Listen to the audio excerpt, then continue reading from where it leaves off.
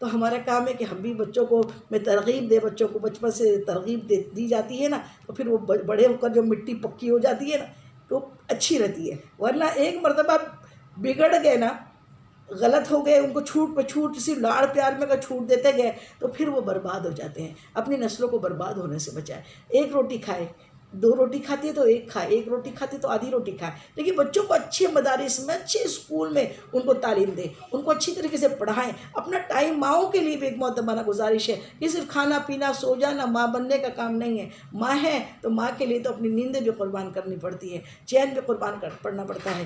کہتے ہیں نا کہ ماں جب پیٹ میں بچہ پہلے دن آتا ہے، پہلے مہینہ ہوتا ہے، تو وہ بیچاری اپنی نیندیں، اس کو وہ وومیٹنگس، اس کو وہ نوشیا، اس کو وہ تکلیفیں، اس کو وہ چکر شروع ہوتے ہیں. تو ماں تو پہلے دن سے سمجھ لو پہلے مہینے سے ہی اس کی نیندیں ختم ہو جاتی ہے.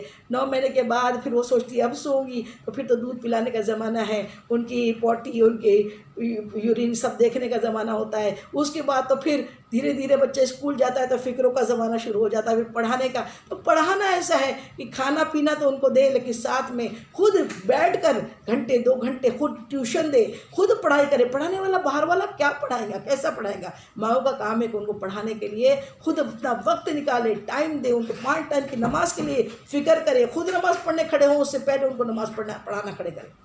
یہ ماؤں کی ذمہ داری ہے. ان کو قرآن پاک کی تعلیم دے، قرآن پاک کو تفسیر سے پڑھنا سکھائے، قرآن پاک کے مطلب کو سمجھائے، اور ان کو زندگی میں عمل کرنے کی اللہ تعالیٰ توفیق دے. ایسا اپنے بچوں کو بنا دیے. جو گیلی مٹی جدھر جدھر کمہار جب برتن بناتا ہے نا تو گیلی مٹی سے اسی سے وہ گھڑا بھی بناتا ہے، اسی سے راجن بھی بناتا ہے، اسی سے سراہی بھی بناتا ہے، اسی سے پلیٹ بھی بناتا ہے. اس گیلی مٹی سے، مٹی تو مٹی ہوتی ہے، جو چاہے کمہار اس کو بناتے رہتا ہے. لیکن ابھی اسی کمہار کو بولو چاہے کتنا بڑا آرٹسٹ ہو، اس کو بولو کہ ایک گھڑا کو پھوڑ دے اور پھوڑ کے پھر اس سے ہم کو سراہی بنا دے، بنائے گا؟